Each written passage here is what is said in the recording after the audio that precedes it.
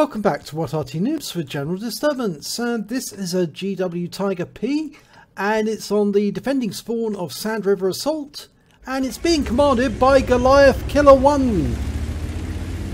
And battle has commenced and Goliath Killer's off and I think he's relocating because there are problems associated with being on the west spawn of the assault on the defence.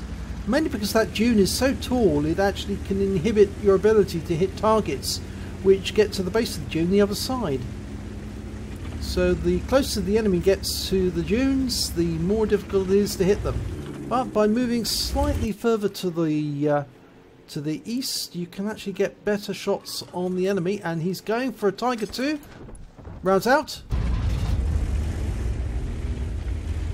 Well, no result, but we'll have to wait and see if he did actually hit that Tiger 2. I suspect he actually went past him just as the shot landed behind him. He's struggling to get over that rise. He's got a 39.69 second reload. It's quite a long one. Okay, now he's set up in position. And several enemy tanks, an RU-251 and an AMX-1390 have made it into the riverbed, the dip, and that's going to make them a bit of a nuisance. But he fires a round in and he's in reload again. Now having such a long reload limits the number of shells that you can actually fire in this game, because an assault battle only lasts 10 minutes and if it takes near enough 40 seconds for you to fire a single round, then you're not going to get that many rounds out during a battle. You're rather restricted severely. At most, you're probably going to be able to fire about 14 rounds, if you're lucky. So you have to pick your targets very carefully. Okay, now he's got a Batchat 12 ton, and that one's gone down. There's the enemy that was in the riverbed. It's an AMX-1390 and a T-44. Looks like he's going to go for the T-44. He can splash kill that one. Rounds out. And he does! 162 hit points and he gets him. That's beautiful. Okay, now, needs to see about that RU-251. But he is right up against the wall of the dip. And that's going to make it difficult to hit him. But that Tiger 2, well, he's up on the ridgeline and he's just been taken out. Right, there's a defender and he's on the other side, on the east side of the map, and he's trying to make it into the back area and it looks like he's going to succeed. Actually, he stopped for a second. This is the place that you'd normally find Arty on a standard battle, but that defender has stopped for a reason. He stopped because there's an enemy tank defending the pass ahead of him and it looks like Goliath Killer's going to get a chance to hit the defender. Rounds out. Well, he splashes him for 131. It landed a short distance away, but far enough away that obviously he wasn't going to do a lot of damage. Now, ideally, he needs to get into the dip ahead of him now, because that defender, if he makes it past that tank, there is an IS-3 further around the corner, but he wants to ensure that he's safe, because if the defender comes around the corner, he will be spotted. Right, he's going to go for a KV-4. And the T-26E4 Super Pershing. He's marking the KV-4 as his target. He's almost loaded and rounds out. Should be directed. Oh yeah, beautiful direct hit. 417 hit points, wipes him out the game. And we can see that Super Pershing with the stars and stripes. And he's backing up. He's very uncertain. There's a Wizzy 132 just a little around the corner, and that's what he's uncertain about. But if he stays there for the next sort of like 15 seconds, he's going to have something else to feel uncertain about when Goliath Killer puts a huge round onto his head.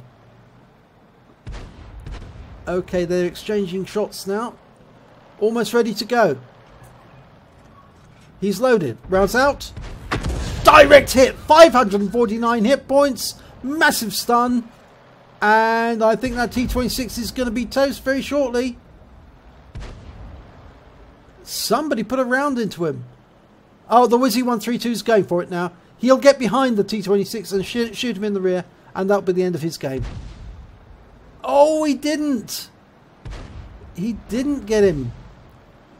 But the VK's coming up and doesn't need to because the Wizzy did the job. Okay, that defender's still in the Western Pass. 446 hit points left. And Goliath Killer's loaded. He's ready to go. Lining the shot up, mark the target. Rounds out. Oh, it went long. That's unfortunate. It went long. Now, obviously, that defender is having a lot of problems, but now he's got even more problems to worry about because it's now 3 tanks facing him. In fact, the 4th one is turning up. And despite the fact that he's got help coming from behind him, an STRV, he's in a bit of a pickle because he's got 5 tanks attacking him.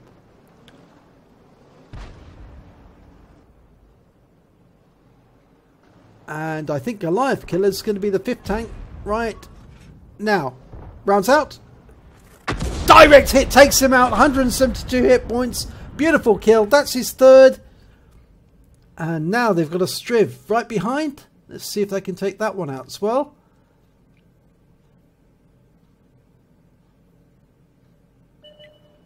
There's the Striv. Now I suspect he's in siege mode. Yes, he's moving very slowly in siege mode. That'll just make him an easier target to hit. And all that Goliath Killer has to do is adjust from where he's going to be when the shell's ready to be shot. And he's ready now. Rounds out. And that was a splash hit, but he got the kill. Well, actually the VK100-01 got the kill. And he picks up the Sun Assist. So, Jagdpanther 2 is the next target, or is it the Scorpion? No, he's going to go for the Scorpion. Now, it's a very short flight time. It's only 1.5 seconds to this particular target. But I reckon that Scorpion will reposition.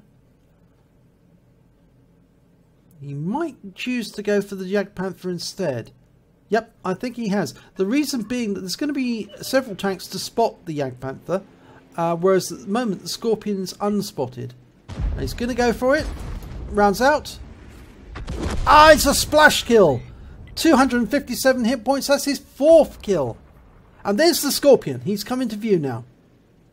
But of course, Goliath Killer's got a long wait for his shell to reload. Or for his chamber to reload, I should say, not his shell. Right, that VK's nearby. There's an IS-3 and an AMX on top of the ridgeline, and they're firing at the Scorpion. He's firing back at the VK. That's the 2-minute hooter. Now, the enemy's only got 3 tanks left. An Su-14-2, a Nudes, well, 2 tanks left now. And there's the Scorpion. There's the Su-14. Now he's been killed. So it's just the Udes left. And we know where he is, but I'm not sure how long he's going to last. Probably not long at all. And Goliath Killer's going to have a go. Round out. He splashes him. 280. So he got a piece of him. And he's going to be ram killed. Oh, no, he's not. The 1390 mucked that up and paid the price for it. He got a big hit into him. And I think the 1390 is in reload. So the Udes is running away. Yep, the 1390 is chasing. And this is Ring Around the Roses. Unfortunately, they're not going to get away because the Udes will find the Succumb, and he does. And Goliath Killer's finally loaded with 1 minute to go. They've won the battle. Let's have a look at the end of battle stats for this one. And it's a 2nd class tanker for Goliath Killer 1 in the GW Tiger P. He also picked up a bruiser medal for getting at least 5 critical hits. He got 15 in that battle. And he picked up a fighter badge because he got more than 4 kills, or at least 4 kills. Let's have a look at the team scores. Well, he got the highest damage on his team, 2,617 hit points, but he didn't get the high caliber. That actually went to the SU-14-2 on the enemy team, but it's not showing as a high caliber on his team. So I wonder if he actually did team damage, or maybe that it wasn't 20% of the enemy hit points, and that may be the reason why he didn't get it. But when it came to the number of kills, Goliath Killer was top with 4, and when it came to the base XP, again he was top with 962 experience points. He fired 11 rounds, got 3 direct hits, 3 penetration, 8 splash, damage of 2,617 hit points, all at more than 300 meters. He hit 9 of the enemy but killed 4 of them, and he did stun assistance damage of 193 hit points off 7 stuns. On a standard account he earned 25,282 credits, and after ammunition resupply he had 2,402 credits left. That's because the shells that he was firing are actually quite expensive. They're over 2,000 credits a shot.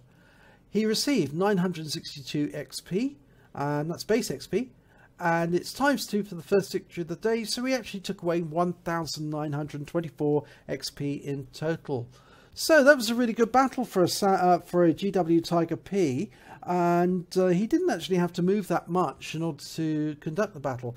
But the good thing was that most of his team were very active on attacking the enemy that he did kill, and the enemy was held up in several places, so he didn't have to relocate as much as you would normally think. So if you enjoyed this replay, please give it a like and do subscribe to our channel, and hopefully it'll be your replay I'll be featuring in our next video.